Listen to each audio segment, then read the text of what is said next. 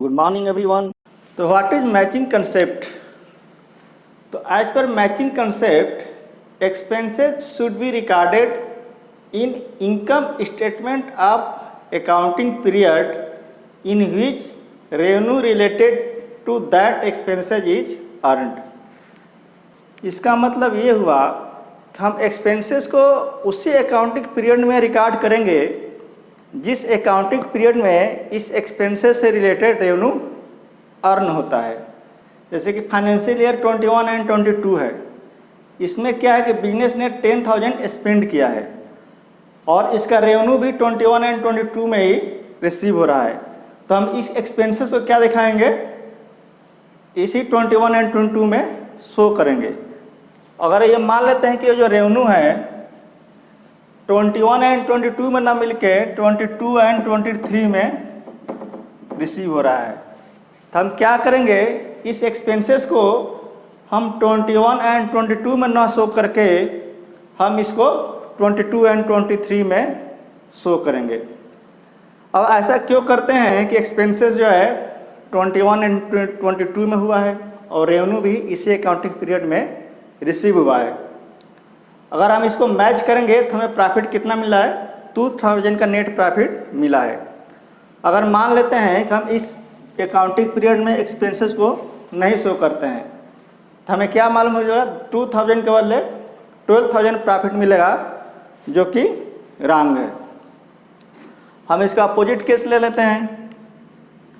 मान लेते हैं कि अकाउंटिंग पीरियड में हम एक्सपेंस को शो करते हैं और लेकिन रेवेन्यू को शो नहीं करते हैं, तो जहां हमें 2000 का प्रॉफिट होना चाहिए वहां हमें क्या हो जाएगा,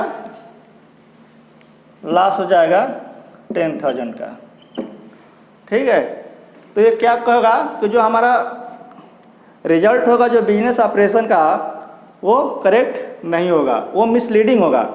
इसीलिए क्या करते हैं कि हम एक्सपेंसेस को उसी पीरियड में शो करते हैं जिस पीरियड में रेवेन्यू को अर्न करता है। ये जो एक्सपेंसेस होता है 2 टाइप का होता है। पहला होता है पीरियड कास्ट और दूसरा होता है प्रोडक्ट कास्ट। तो पीरियड कास्ट वो कास्ट होता है जिसको हम सीधे रेवेन्यू से लिंक नहीं कर पाते हैं।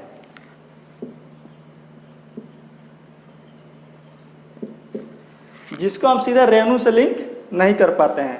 और प्रोडक्ट कास्ट वो कास्ट होता है जिसको हम रेवेन्यू से सीधे लिंक कर देते हैं। जैसे कि फॉर एग्जांपल सैलरी,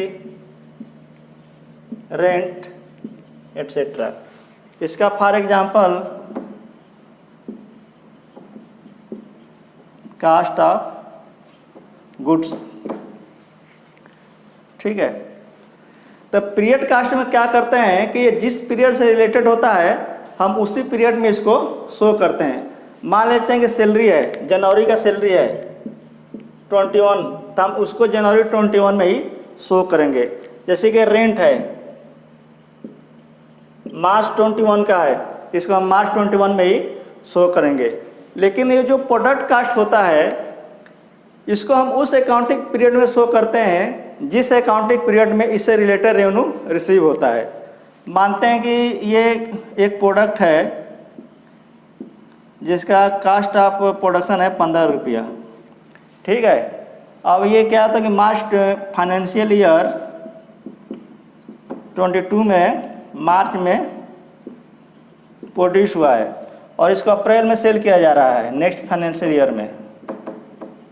ठीक है, तो इसका जो रेवेन्यू सेल किया जा रहा है 20 रुपीज़ में, तो ये सीधे इसको लिंक कर सकते हैं कि 15 रुपये का जो 15 रुपये का प्रोडक्ट है ये 20 रुपीज़ में सेल हुआ है। तो इसीलिए क्या करेंगे कि इसके कास्ट को हम क्या करेंगे, नेक्स्ट फाइनेंशियल ईयर में शो करेंगे, क्योंकि इससे जो रिलेटेड रेवेन्यू है अगले फाइनेंशियल ईयर में मुझे रिसीव हुआ है और इसको हम इजीली लिंक कर दे रहे हैं। लेकिन हम पीरियड कास्ट को इजीली लिंक नहीं कर पाते हैं।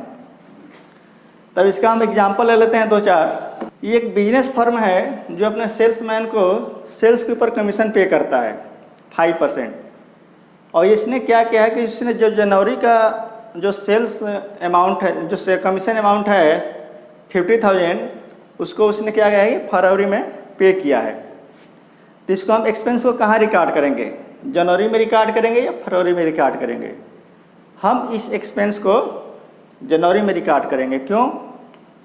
क्योंकि जो कमीशन है एक्सपेंस है और ये जनवरी मंथ से रिलेटेड है, लेकिन जनवरी मंथ से रिलेटेड है और इसका रेवेन्यू भी जनवरी मंथ में रिसीव हो गया है, लेकिन इसको ये फरवरी में पे कर रहा है।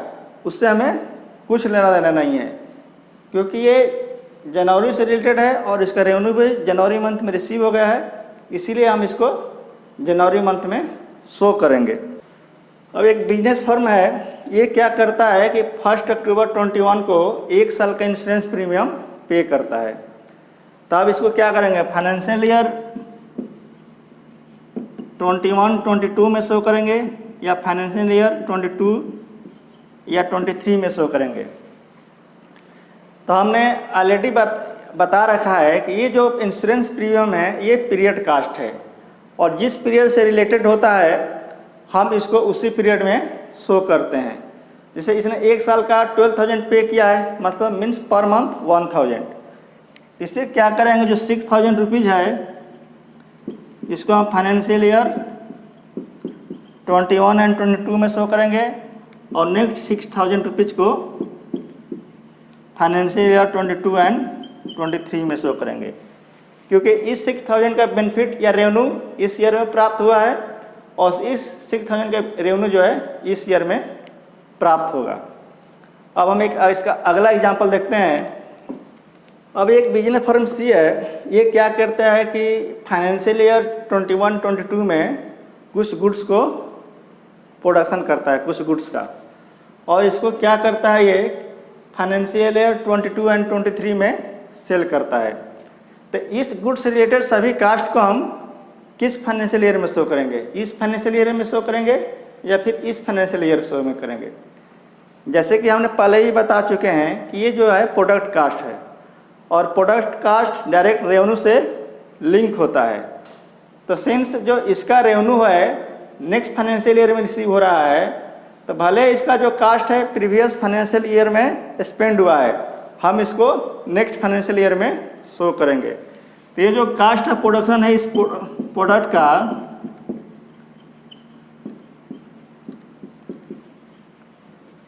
That is expense